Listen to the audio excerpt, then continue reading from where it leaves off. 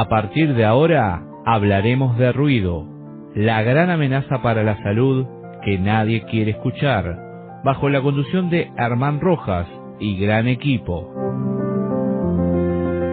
Bienvenidos a la continuación de nuestro especial Ruido, la gran amenaza para la salud. En el primer episodio desnudamos la trampa técnica de las autoridades, explicamos cómo el ocio pasó de ser una expresión cultural a convertirse en un negocio extractivo y depredador. Hoy bajamos de la teoría a la realidad concreta de su bolsillo y su bienestar biológico. Con datos en la mano vamos a demostrar por qué el ruido no es solo una molestia pasajera, es un saqueo sistemático a su propiedad privada y un atentado directo contra su integridad neurológica. Como bien expusieron la investigadora Elizabeth Autos y su equipo en Applied Acoustics en el 2018 y en Applied Economics en el 2020, el impacto de ruido en el mercado inmobiliario no es una mera queja de vecinos descontentos. Se trata de una realidad matemática. Para demostrarlo, la ciencia estadística recurre al modelo de regresión hedónica, un modelo estadístico avanzado diseñado para estimar el precio de un bien económico descomponiéndolo en las características individuales que lo componen. Este modelo parte de una premisa económica fundamental. Los consumidores no adquieren un producto solo por el objeto en sí, sino por el conjunto de utilidades y atributos, tanto tangibles como intangibles que éste ofrece. El ejemplo clásico, el mercado inmobiliario.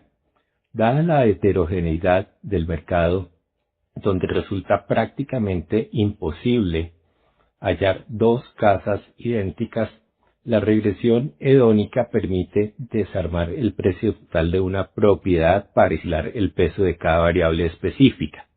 Atributos físicos, por ejemplo, metros cuadrados, número de habitaciones, acabados o año de construcción.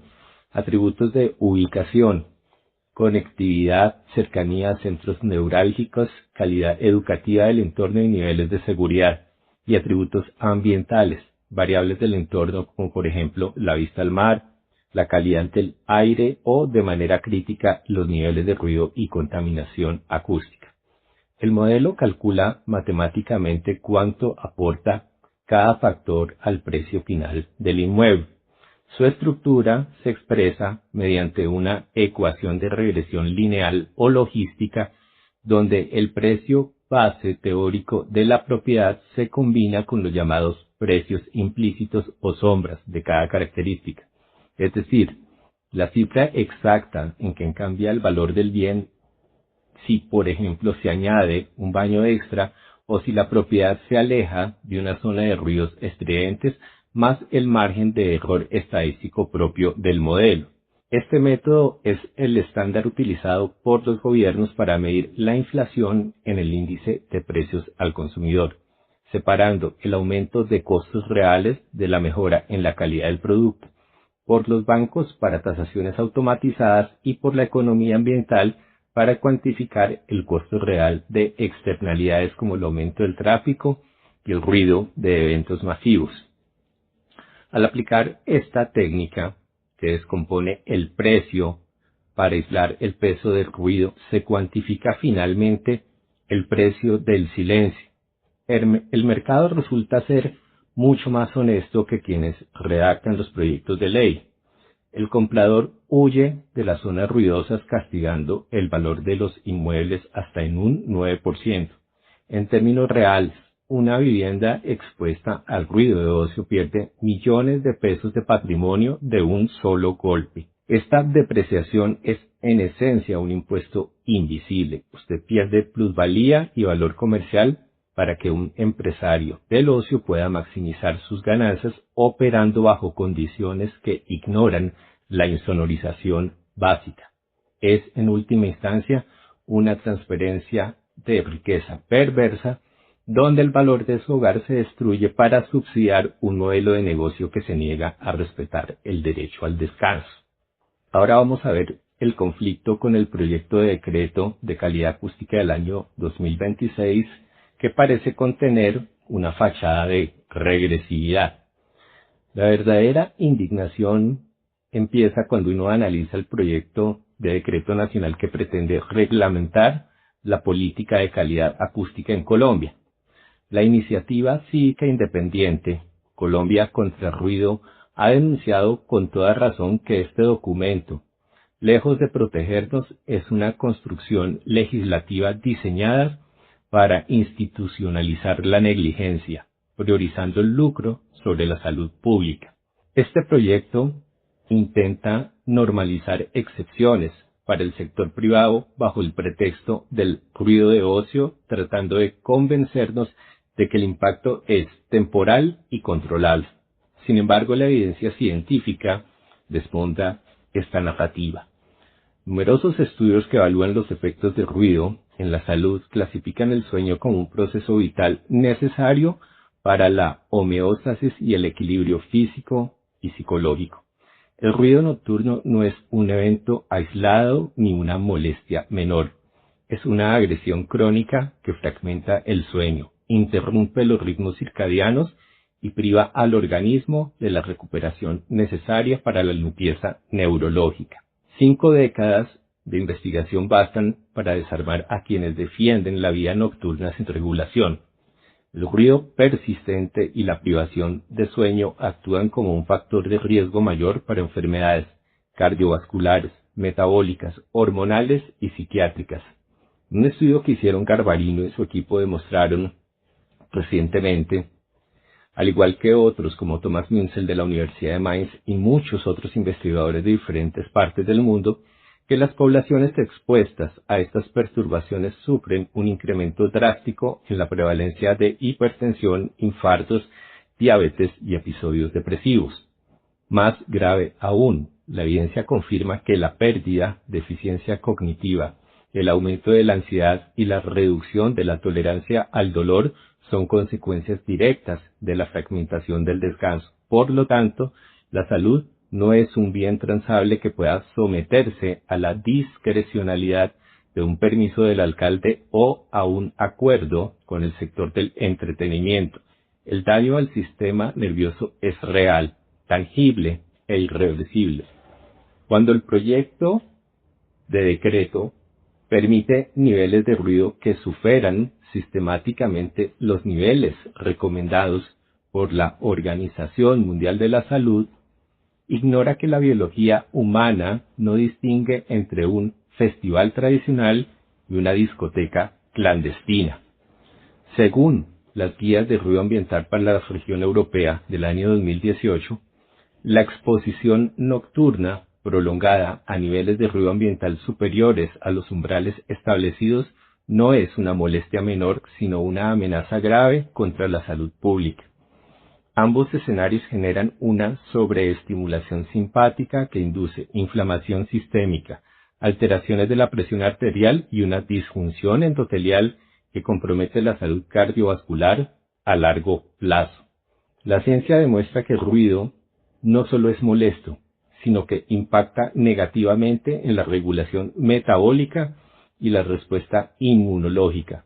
La propia Organización Mundial de la Salud, en sus guías oficiales, establece niveles de referencia estrictos, como mantener el ruido nocturno por debajo de los 40 o 45 decibelios para proteger la salud, umbrales que son sistemáticamente vulnerados bajo normativas que priorizan el ocio sobre el descanso.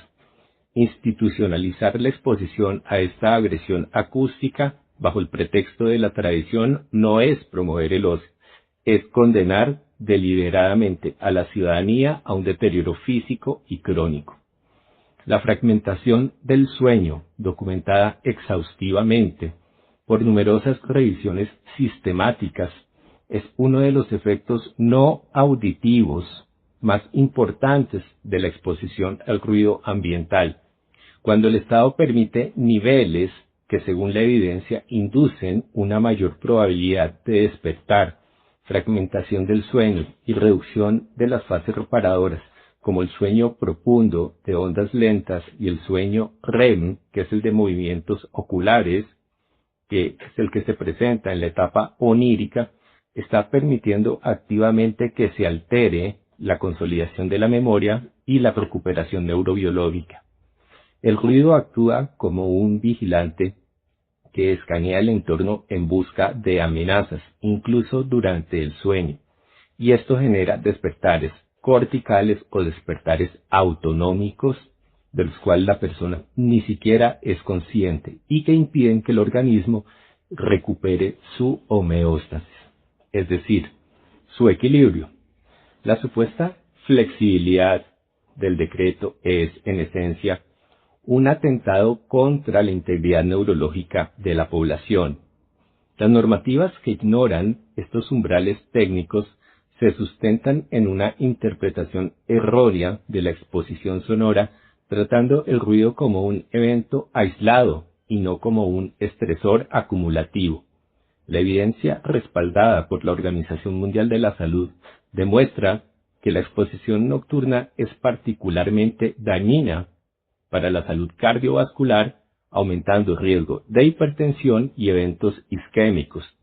Permitir niveles elevados por razones comerciales o festivas sin medidas de control equivalentes constituye una negligencia frente a la evidencia epidemiológica que correlaciona el ruido con una pérdida significativa de años de vida saludables o dailies.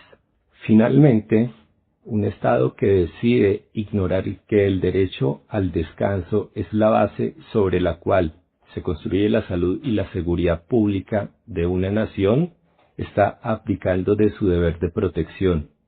La evidencia científica acumulada desde los estudios clínicos hasta los análisis poblacionales de la Organización Mundial de la Salud subraya que la protección contra la intrusión acústica es un requisito indispensable para el bienestar, la productividad y la estabilidad psíquica.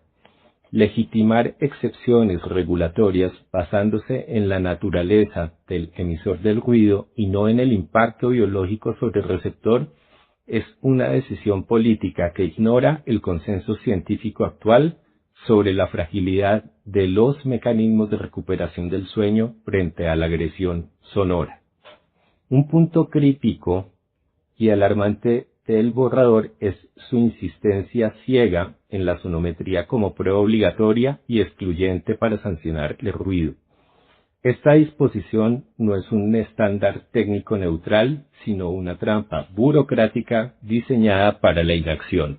El ruido de ocio presenta una complejidad fenomenológica radicalmente distinta a la del tráfico rodado. Es un ruido de carácter intermitente, impredecible y cargado de componentes de baja frecuencia que atraviesan los aislamientos y estructurales convencionales.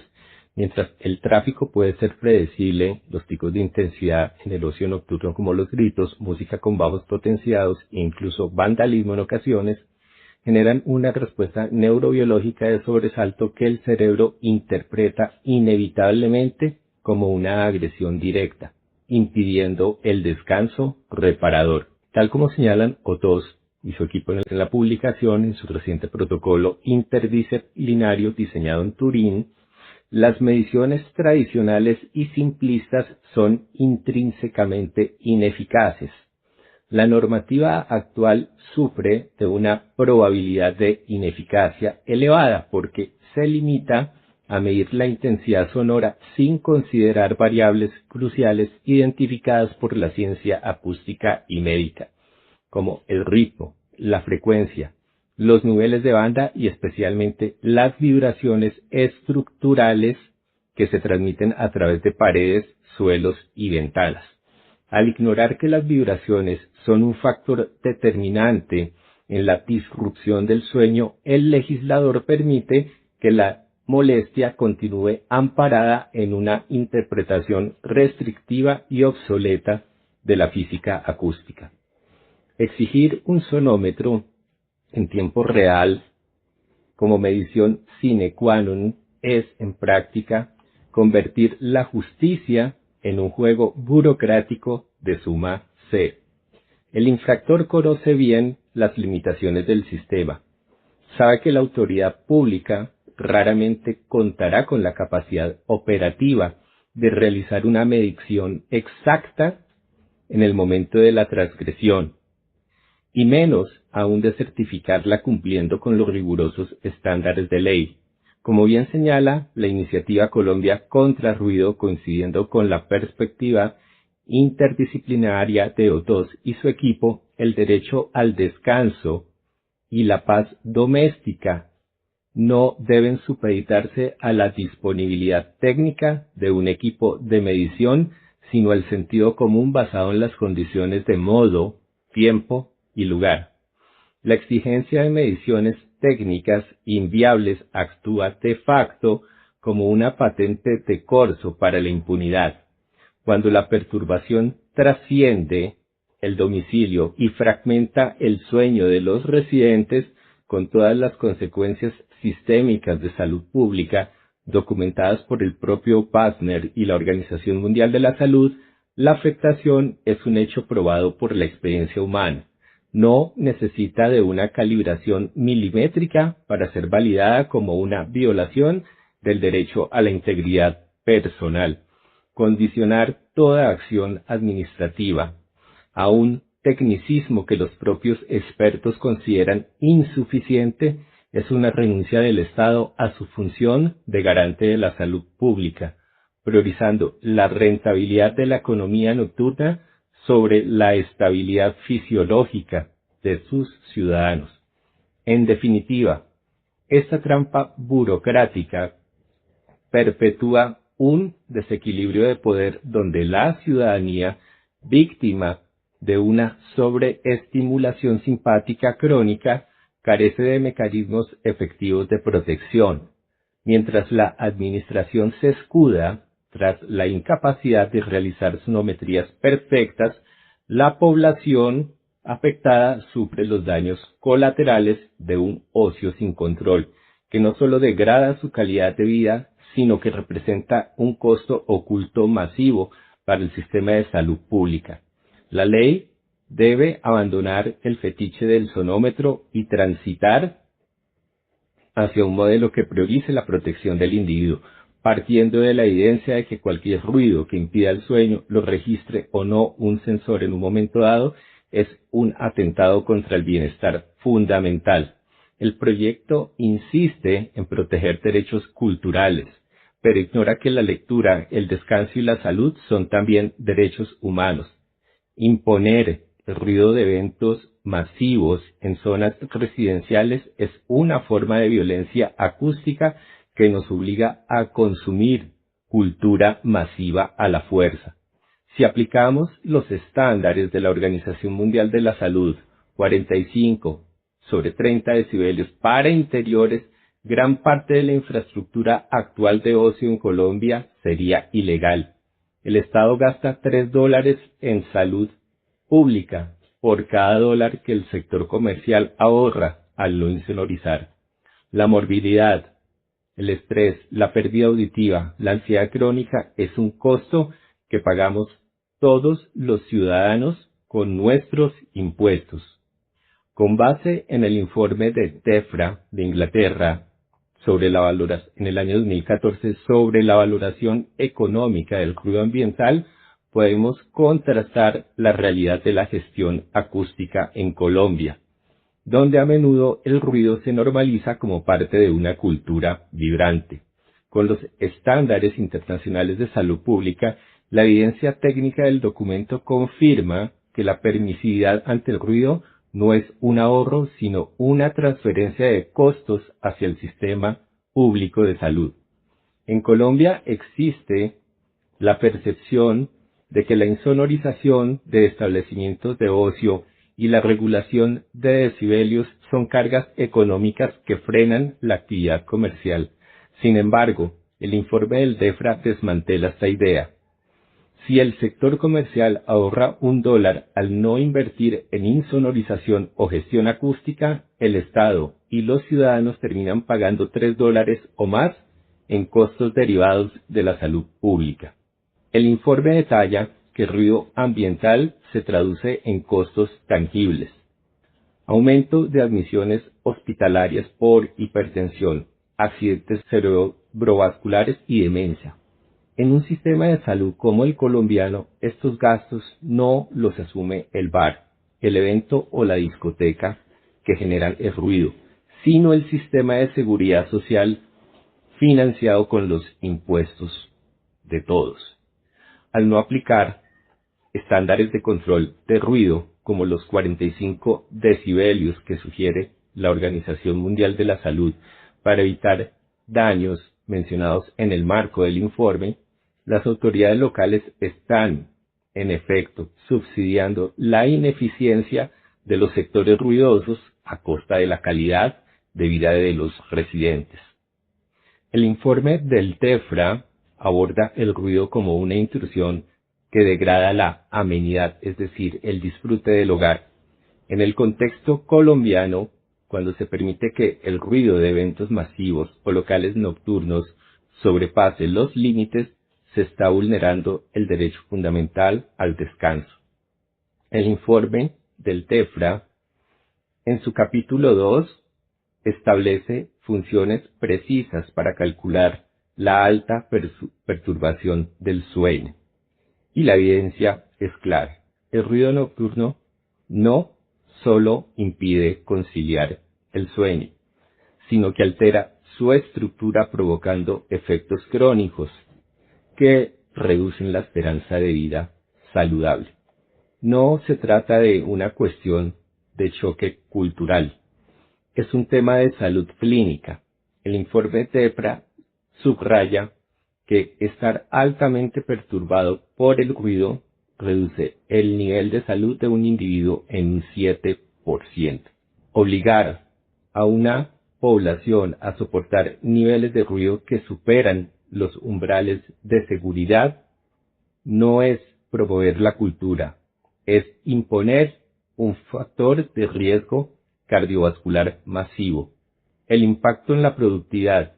El Producto Interno Bruto se desvela como uno de los aportes más reveladores del documento. Es la vinculación del ruido con la pérdida de la productividad nacional. El TEFRA estima que el costo por productividad perdida debido al ruido en Inglaterra, fatiga por falta de sueño, ronda entre 2.000 y 4.000 millones de libras anuales en Inglaterra.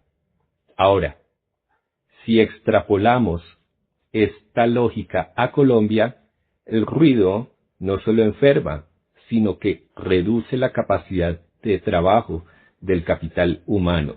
El ruido constante en zonas residenciales disminuye la eficiencia cognitiva al día siguiente. Una sociedad que no duerme bien por culpa del ruido es una sociedad con un rendimiento educativo y laboral severamente mermado. Para que Colombia pueda pasar de una cultura de ruido a una de salud acústica, el informe del TEFRA sugiere pasos plenamente aplicables. 1. Monetización de los impactos. No basta con decir que el ruido molesta. Debe calcularse cuánto cuesta en términos de años de vida perdidos por enfermedad. El indicador TALIS. Si se aplicaran las ecuaciones del TEFRA que aparecen en la página 15 del informe oficial a las principales ciudades colombianas, el costo social de los eventos nocturnos descontrolados resultaría escandalosamente alto, superando de lejos cualquier beneficio económico inmediato del sector comercial. 2. Uso de los dailies para proteger a los ciudadanos. El daily, o años de vida perdidos por enfermedad, permite medir el impacto acumulativo de la hipertensión, el estrés y la pérdida de sueño. Al tabular estos costos, el Estado tendría una herramienta legal para exigir medidas de mitigación técnica, como el aislamiento antes de otorgar licencias. Protección de zonas de silencio también, en el capítulo 6. Tercero, el informe destaca la importancia de proteger las áreas de silencio como las zonas residenciales y hospitalarias. En las ciudades colombianas, la urbanización depredadora, la creación de eventos masivos al lado de hospitales ha eliminado los espacios de paz. El TEFRA propone que el acceso a un entorno silencioso no sea un privilegio de clase, sino una necesidad de salud pública que el Estado debe preservar mediante regulaciones estrictas. El documento del DEFRA deja claro que el derecho al silencio no es un capricho elitista, sino una necesidad clínica. La normativa que permite altos niveles de ruido está en la práctica imponiendo un impuesto invisible a los ciudadanos, el impuesto a la hipertensión, al insomnio y a la pérdida de facultades cognitivas. Adoptar metodologías como la de este informe permitiría que el Estado colombiano deje de ver la regulación de la contaminación acústica como una restricción a la libertad de empresa y empiece a verla como lo que realmente es, una medida de contención de gasto público en salud. Cuando la salud de la población y el rendimiento económico del país están en juego, el respeto a los niveles de decibeles sugeridos por los estándares internacionales deja de ser una opción para convertirse en una obligación del Estado. Las exigencias de la iniciativa cívica Colombia contra Ruido. La evidencia científica del informe de ruido ambiental evaluando los impactos en trastornos del sueño, malestar, hipertensión, productividad y silencio de DEFRA del 2014 respalda plenamente los postulados de la iniciativa. La idiosincrasia ruidosa no es más que un mito complaciente que oculta una crisis de salud pública documentada internacionalmente. Por ello exigimos tipificación penal, el ruido como lesión, no como molestia. La evidencia demuestra que la exposición al ruido no es solo molestia, sino una agresión al sistema cardiovascular. El informe del DEFRA vincula el ruido con la hipertensión, la isquemia, la demencia. Por lo tanto, el ruido sistemático en zonas residenciales debe ser tipificado como lesiones personales agravadas. Al inducir patologías físicas y alterar los ciclos del sueño de forma crónica, el ruido constante actúa como un mecanismo de desplazamiento forzado. El ciudadano es expulsado de su propia vivienda ante la imposibilidad de desarrollar una vida digna. El Estado no puede seguir permitiendo que el ocio de unos pocos se traduzca en una patología crónica para la mayoría. Reubicación estratégica y el fin de la improvisación urbana. La zonificación debe responder a criterios de salud, no solo de rentabilidad comercial. El informe técnico señala que el impacto en la amenidad es un costo social masivo. Es inaceptable que festivales y eventos masivos sigan ocupando el corazón de los barrios residenciales. Colombia debe implementar clústeres de ocio, zonas industriales o recintos con aislamiento acústico de grado arquitectónico alejados de las zonas de dormitorio. La infraestructura actual de ocio carece de la insonorización necesaria para operar en entornos urbanos. Por tanto, su ubicación actual es una negligencia administrativa que el Estado debe corregir de inmediato. Prohibición de amplificación al aire libre, salud antes que espectáculo. No existe gestión equilibrada en eventos que emiten decibelios a cielo abierto en zonas pobladas. Los cálculos del DEFRA sobre la pérdida de productividad entre 2.000 y 4.000 millones de libras anuales en Inglaterra evidencian que el ruido de los altavoces en el espacio público destruye el tejido social y la capacidad de recuperación del trabajador. El uso de sistemas de amplificación al aire libre dentro de perímetros residenciales y, peor aún, hospitalarios, debe ser prohibido tajantemente. El derecho a la salud colectiva debe prevalecer sobre cualquier licencia de evento que no pueda garantizar mediante modelado físico previo que el sonido no superará los umbrales de salud de la Organización Mundial de la Salud dentro de las viviendas. En conclusión, el borrador de decreto vigente representa una ofensa directa a la integridad física y mental de los colombianos. La ciencia, a través de modelos del DAILIS, años de vida ajustados por discapacidad, dicta una sentencia clara. El costo del ruido es una sangría para el sistema de salud y un lastre para la productividad nacional. Si el Estado insiste en ignorar este balance, se consolida a sí mismo como el principal agente de riesgo para la estabilidad de las familias. Nuestra idiosincrasia no puede ser la excusa para justificar la desidia ante una de las formas de contaminación más nocivas de la modernidad. El verdadero progreso de una nación se mide por su capacidad de garantizar el descanso y la paz de sus ciudadanos. Nuestra salud, nuestro patrimonio y sobre todo nuestras horas de vida no están en venta.